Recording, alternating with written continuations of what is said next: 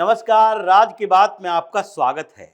जब किसी प्रदेश का मुख्यमंत्री ये सोचने लगे कि ये प्रदेश भारत का हिस्सा नहीं बल्कि अलग स्वतंत्र प्रदेश है जहां का मुख्यमंत्री हम हैं, यानी कि प्रधानमंत्री से भी ज्यादा पावरफुल है, केंद्र हमारे यहां हस्तक्षेप नहीं कर सकता, सुप्रीम कोर्ट की कोई वैल्यू नहीं है, ये मानने को तैयार हो जाए कि हम ही यहाँ के खुद मुख्तार हैं, हमने जो कह दिया वही कानून है, संविधान की व्यवस्थाएं हमारे लिए नहीं बनी है बल्कि हम संविधान बनाने वाले हैं। जब ये भ्रम की स्थिति पैदा हो जाए तो फिर उसका अंत भी नजदीक आ जाता है। और उसी तरीके से किसी प्रदेश के कुछ क्षेत्रों के जब कुछ लोग जो एक विशेष वर्ग समुदाय से हैं वो अगर ये सोचने लगे कि इस देश के कानून व्यवस्थाओं की धज्जियां उड़ा देंगे, हम तो अलग प्रदेश देश के हैं, हमारे लिए एक किलाबंदी है, उस किले के अंदर न तो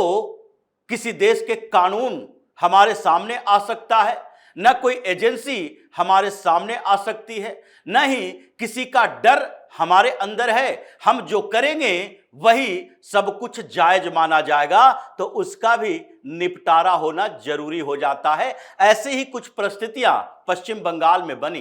पश्चिम बंगाल की मुख्यमंत्री ममता बनर्जी, जिनको लगता है कि ये देश पश्चिम बंगाल से बाहर है ही नहीं और वो पश्चिम बंगाल के मुख्यमंत्री नहीं बल्कि प्रधानमंत्री हैं, उनके लिए कोई एजेंसी मायने नहीं रखता, चाहे केंद्र सरकार की वो एजेंसियां हो जिसे भ्रष्टाचार के खिलाफ काम करने के लिए बनाया गया हो, चाहे किसी करप्शन की जांच करने के लिए बनाया गया हो, चाहे किसी क्राइम की जांच करने के लिए बनाया गया हो, ईडी हो या सीबीआई हो, उनके सामने किसी की औकात नहीं है। जब वो समझने लगे कि चुनाव आयोग की कोई औकात नहीं है, सुप्रीम कोर्ट के फैसले से हमें क्या प्रभाव पड़ जाएगा और केंद्र सरकार हमारे खिलाफ क्या कार्रवाई कर सकती है, तो वो ममता बनर्जी इसी तरह से छटपटाती रहेगी।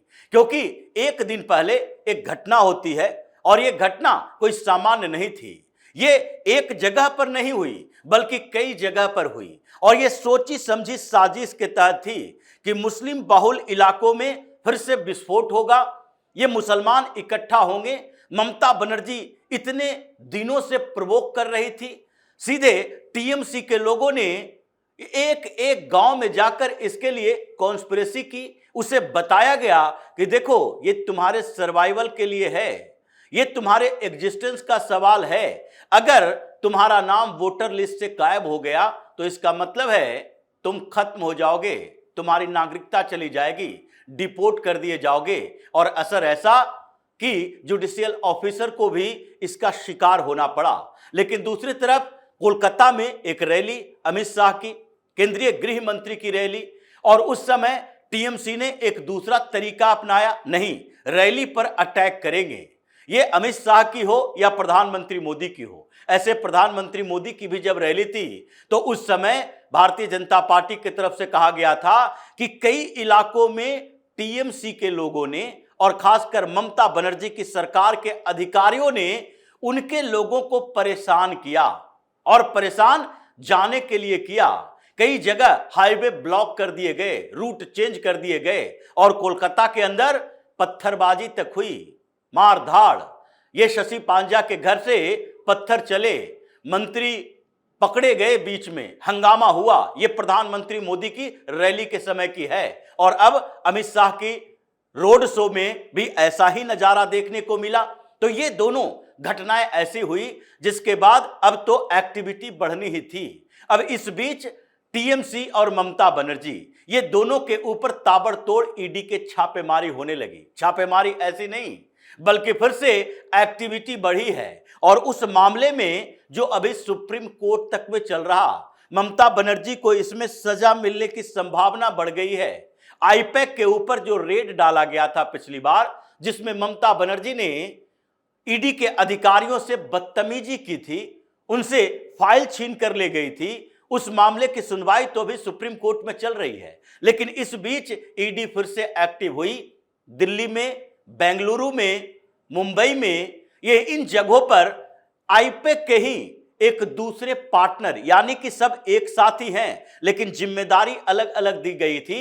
यानी जिम्मेदारी जो पश्चिम बंगाल में दी गई थी, वही जिम्मेदारी दूसरे क्षेत्रों में उसी को नहीं दी गई।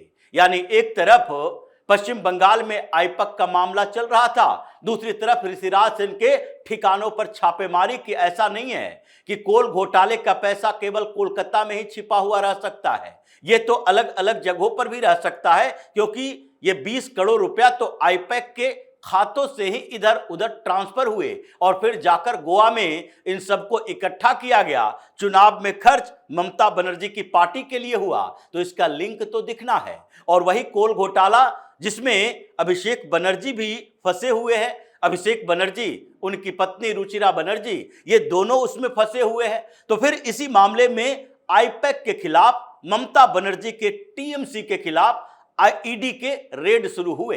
दिल्ली के कई ठिकानों पर रेड किए गए और बेंगलुरु में भी किए गए। इन जगहों पर रेड किए गए, ईडी के अधिकारी वहां पहुंचे, घंटों तक छापेमारी चलती रही, डिजिटल एविडेंस इकट्ठा किए जाते रहे और इसे दिखाने की कोशिश थी कि देखिए, जो डिजिटल एविडेंस, जो फाइलें ममता बनर्जी कोलकाता वाले रेड के समय लेकर गई थी, उसके कुछ कनेक्शन इससे भी हैं। यानी सुप्रीम कोर्ट में अभी सुनवाई होगी, क्योंकि सुप्रीम कोर्ट में जब पिछली बार सुनवाई हुई थी तो ममता बनर्जी और पश्चिम बंगाल के तत्कालीन डीजीपी, इन सबके तरफ से कपिल सिब्बल, अभिषेक मनु सिंघवी, श्याम दीवान, ये सारे वकील जो पेश हुए थे, इन लोगों ने इसे राजनीतिक रंग देने की कोशिश की थी। और उसी समय जज ने सीधे तौर पर कहा था कि नहीं, हम राजनीति से प्रेरित नहीं हैं, चुनाव हो रहा है नहीं हो रहा है, किस पार्टी को बढ़त मिल रही है, कौन सी पार्टी जीत कर आएगी, इससे हमें लेना देना नहीं है, हम अभी इसकी सुनवाई करेंगे और आप ये बताएं कि ईडी के पास चॉइसेस क्या है। ईडी के अधिकारियों को अगर परेशान किया गया है तो क्या उनके पास मौलिक अधिकार नहीं हो सकते? ये उस याचिका को खारिज करवाने के लिए इन लोगों ने बहुत सारी दलीलें दी कि नहीं, ईडी इंडिविजुअल नहीं है, कंपनी नहीं है, सरकार की एजेंसी है, तो इसलिए इसका मौलिक अधिकार हो ही नहीं सकता। लेकिन सुप्रीम कोर्ट तो इस पक्ष में नहीं है कि नहीं, सीबीआई इंक्वायरी होगी और ममता बनर्जी के खिलाफ सीबीआई इंक्वायरी होगी, क्योंकि वो अपने अधिकारियों के साथ वहां पहुंची और ईडी के लोगों से फाइलें लेकर गई जिसमें एविडेंस हो सकते हैं। उसी कनेक्शन के साथ फिर से छापेमारी हुई और सुप्रीम कोर्ट में सुनवाई से पहले वो एविडेंस जुटाए जा रहे हैं कि ममता बनर्जी की पार्टी इसमें इन्वॉल्व है और उसमें सीधे ममता बनर्जी भी इन्वॉल्व हैं, क्योंकि आईपैक के पास जो पैसे कोल घोटाले के आए थे वो आईपैक के फीस वाले पैसे नहीं थे। अगर कोयला घोटाले में जो पैसे इन लोगों ने लिए, जिसमें अभिषेक बनर्जी सीधे तौर पर इन्वॉल्व था, उस पैसे का इस्तेमाल आईपैक ने अपने लिए नहीं किया बल्कि टीएमसी के लिए चुनाव प्रचार में किया। अगर आईपैक को वो पैसे दिए जाते, यानी कोयला घोटाला का पैसा, ब्लैक मनी ही सही, अगर सिर्फ आईपैक को दिए जाते उसके फीस के तौर पर, तो इसका मतलब था कि ये मानकर चला जाता कि टीएमसी अपने फंड से भी पैसे दे सकती है, घोटाले का पैसा टीएमसी के फंड में गया है। लेकिन ये तो डायरेक्ट आईपैक इसमें इन्वॉल्व है कि उसने हवाला का काम किया है टीएमसी के लिए। ये हवाला ऑपरेटर के साथ जुड़कर इसने टीएमसी से पैसे लिए और फिर टीएमसी को पश्चिम बंगाल के बदले गोवा में रिटर्न किए।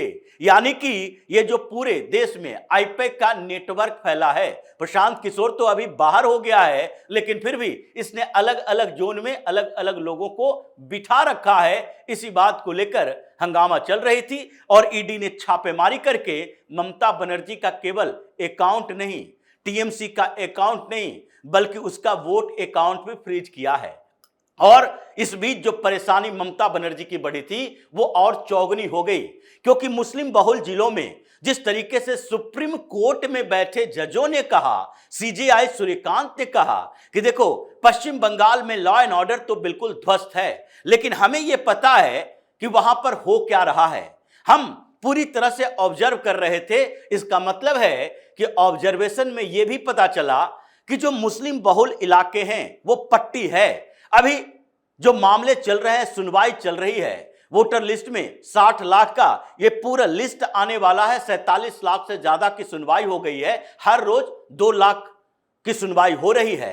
और जैसे जैसे ये वोटर लिस्ट में नाम कटते जाएंगे और जिस तरीके से ये पूरी लिस्ट सामने आएगी, 60 लाख में से 20 लाख से ज्यादा नाम कटने वाले हैं, तो ये लोग बड़ी कॉन्स्पिरेसी कर रहे हैं। ये ट्रिब्यूनल जो 19 जजों का बनाया गया है, वहां पर ये सुनवाई के लिए नहीं जाएंगे, बल्कि ये दबाव बनाएंगे कि एन केन प्रकारेण ट्रिब्यूनल में जाने से पहले सरकार झुक जाए, एजेंसी झुक जाए, चुनाव आयोग झुक जाए और फिर ट्रिब्यूनल में औने पौने तरीके से किसी तरीके से फैसला हो और हमारा नाम इंक्लूड कर लिया जाए, जोड़ दिया जाए उसमें। और इसलिए ये मुस्लिम बहुल इलाके 13 जिले पश्चिम बंगाल के, उन जिलों में ये बड़े दंगे की तैयारी चल रही है। इसलिए सेंट्रल फोर्स ने जबरदस्त ठुकाई की है। कोलकाता में अमित शाह की रैली के दौरान जिस तरीके से टीएमसी के नेता, कार्यकर्ता ये सब भिड़े हुए थे और सेंट्रल फोर्सेस ने इन लोगों को किसी तरीके से हैंडल किया, पिटाई करके ही सही, इनको घेरेबंदी करके ही सही, लेकिन उस मामले में भी दर्जनों नेता नपने वाला है टीएमसी का।